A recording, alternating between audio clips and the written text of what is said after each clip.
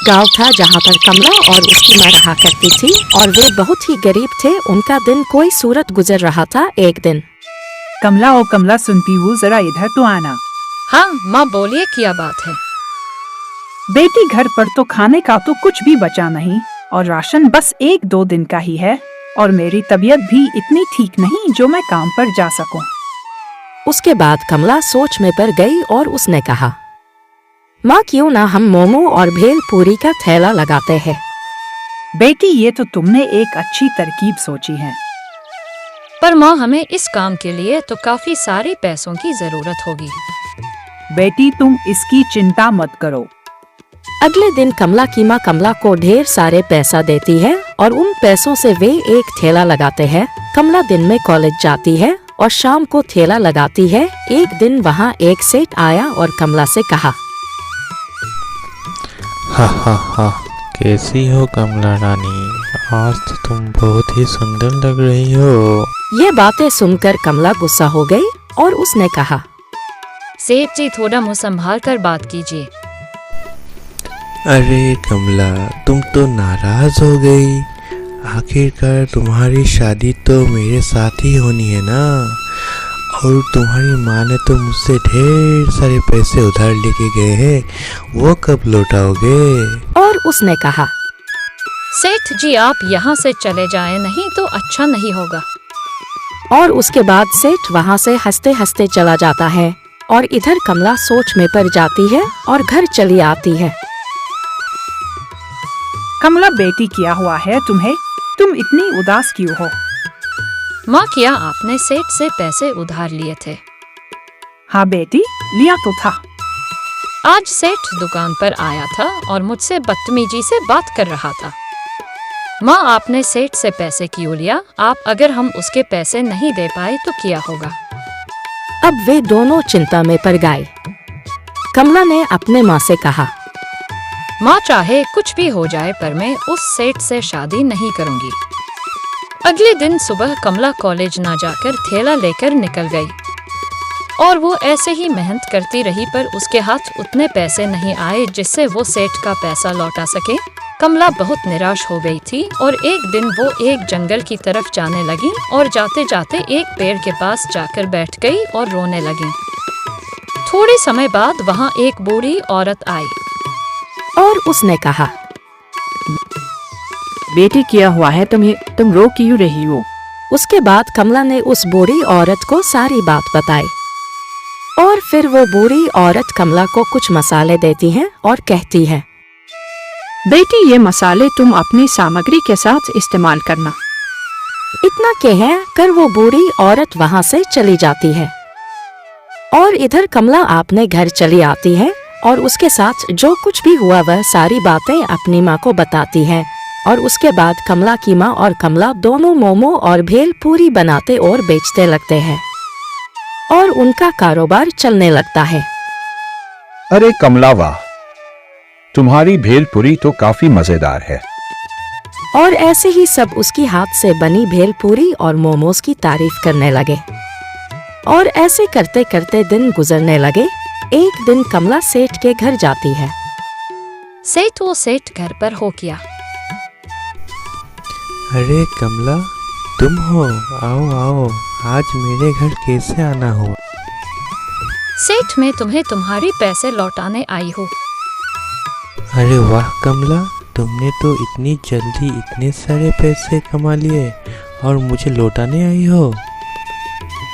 और उसके बाद सेठ को पैसा देकर वो वहाँ से चली जाती है। इस कमला ने इतने सारे पैसे इतनी जल्दी कैसे कमा लिए? मुझे पता लगाना पड़ेगा। एक दिन सेठ का कारोबार में बहुत बड़ा लॉस हो जाता है, जिसके कारण सेठ बीमार पड़ जाता है।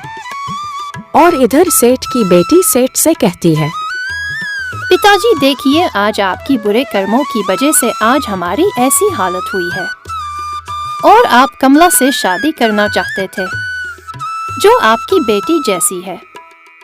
मुझे तो आप पर शर्म आती है। और इतने में कमला सेठ के घर जा पहुंचती है और सेठ की ये हालत देखकर उसे दया आ जाती है और फिर वो सेठ की बेटी को अपने दुकान में रख लेती है।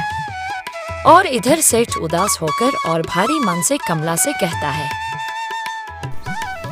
कमला, मुझे तो माफ़ कर दो। मैंने बहुत बड़ी भूल कर दी। मैंने तुम्हारे साथ बहुत ही बुरा व्यवहार किया। अरे सेठ जी, आप मुझसे माफी मत मांगिए। मैंने आपको पहले ही माफ कर दिया है। उसके बाद कमला और उसकी माँ अपना जिंदगी हंसी खुशी बिताने लगे।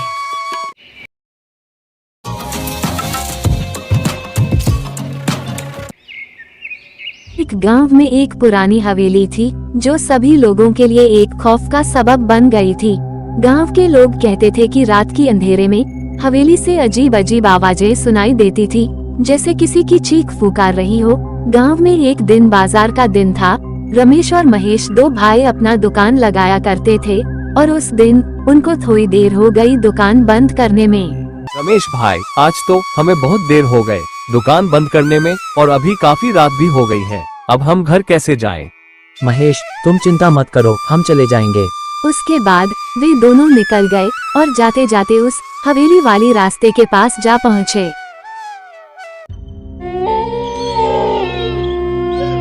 भाई, मुझे कुछ सुनाई दे रहा है। कुछ नहीं महेश, अब चलो भी, इतना डरो मत, यहाँ कुछ नहीं है। और वे दोनों चलते रहते हैं। तभी अचानक उनके सामने वो चुड़ैल आ जाती है और वे डर जाते हैं। कैसे हो तुम दोनों? आज बहुत दिनों बाद किसी इंसान को देखने मिला है। आज तुम दोनों को मैं नहीं छोड़ूंगी। और आखिर में वो दोनों बुरी तरह डर जाते हैं और वहाँ पर बेहोश हो जाते हैं। अगले दिन गांव में डर का एक माहौल बन जाता है और इधर महेश और रमेश के घर सब लोग चिंता करने लगते हैं। मेरा दिल बहुत घबरा रहा है और मुझे बहुत डर लग रहा है। पता नहीं कल रात मेरे पति के साथ क्या हुआ होगा। वो अभी तक नहीं आए। मुझे बहुत चिंता हो रही है। कुछ नहीं हुआ होगा। माँ, आप मत रोइए। पिताजी और चाचा जी को कुछ नहीं हुआ होगा। माँ, मैं पिताजी को ढूंढकर ले आऊंगा। बहुत सारे खतरे नहीं बेटा, और तुम वहाँ पर मत जाना। वहाँ पर बहुत सारे खतरे हो सकते हैं और तुम्हारी जान को भी खतरा हो सकता है। मैं तुम्हें वहाँ नहीं जाने दूंगी। उसके बाद मुझे कुछ नहीं होगा, आप मुझे जाने दीजिए। और जाते जाते बाद किशन अपने घर से निकल जाता है और जाते जाते उस खौफनाक हवेली के पास जा पहुंचता है। पिताजी को मैं ढूंढो कहाँ, और ये अजीब यहाँ पर तो मैं आ गया, पर पिताजी को मैं ढूंढो कहाँ, और ये अजीब अजीब सी आवाजें कहाँ से आ रही हैं, और ये कैसी आवाजें हैं जो सुनाई? अरे ये अंधेरा कैसे हो गया और ये कैसी आवाजें हैं जो सुनाई दे रही है? मुझे जल्दी कुछ करना पड़ेगा। के एक कमरे में जा पहुंचता है और किशन चलते चलते उस हवेली के एक कमरे में जा पहुंचता है और उसे वहाँ एक किताब मिलता है और वो उस किताब को पढ़ने लगता है। अरे मैं यहाँ कैसे आ पहुँचा? मैं तो एक गुफा के कमरे में था। और तभी वो चुड़ैल आ जाती है और किशन से कहती है, तुम कौन हो और तुम्हें मेरा नाम कैसे पता है? किशन, तुम कौन हो और तुम्हें मेरा नाम कैसे पता है?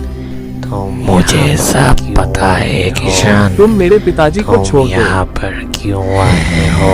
तुम मेरे पिताजी को छोड़ दो। है किशन, मैं तुम्हारे पिताजी को छोड़ किशन। मैं तुम्हारे पिताजी को छोड़ दूंगी, देना पड़ेगा, पर तुम्हें मेरे एक सवाल का जवाब देना पड़ेगा। अगर तुम उस सवाल के सही जवाब नहीं दे पाए, ठीक है, चुड़ैल ने तुम्हारे सवाल का जवाब जरूर दूंगा, तुम अपना सवाल पूछो। चुड़ैल ने तुम्हारे सवाल का जवाब जरूर दूंगा, तुम अपना सवाल पूछो। चीज है जो, तो बताओ वो कौन सी ऐसी चीज है जो जितना ही ज्यादा होती है उसके बाद किशन सोच में पड़ जाता है। दिखाई देती है। उसके बाद किशन सोच में पड़ जाता है। किशन, तुम्हें जवाब नहीं क्या हुआ किशन? मैं तुम्हारे इस सवाल का जवाब तो मैं जरूर दूंगा, तो सुनो। मैं तुम्हारे इस सवाल का जवाब तो मैं जरूर दूंगा, तो सुनो। इस सवाल का जवाब होगा, इस सवाल का जवाब होगा अभिमान या घमंड। जब इंसान को अहंकार ज्यादा होता है तो उसे अपना अहंकार हमेशा ही कम दिखाई देता है। सही जवाब, पर मैं तुम्हारी छोड़ूंगी ये तो किशन। गलत बात है। तुमने मैं कहा था तुम्हें अगर मैं मार तुम्हारे सवाल का डालूंगी। सही जवाब, ये तो गलत बात है। तुमने कहा था अगर मैं तुम्हारे सवाल का सही जवाब दूंगा तो तुम मेरे पिताजी को छोड़ दोगी। अब तुम अपनी बात से मुकर रही हो। हम जो बोलते एक चुड़ैल हूँ, कभी नहीं करते। हम जो बोलते हैं वो कभी नहीं करते।